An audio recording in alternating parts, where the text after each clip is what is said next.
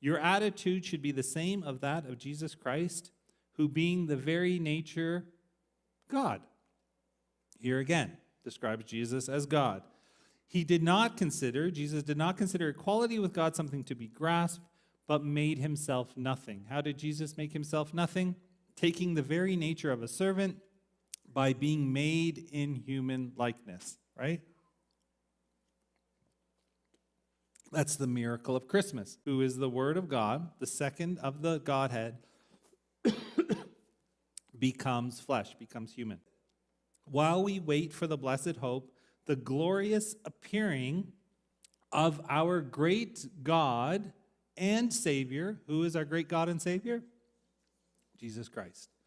Did Paul believe Jesus was God? Most definitely.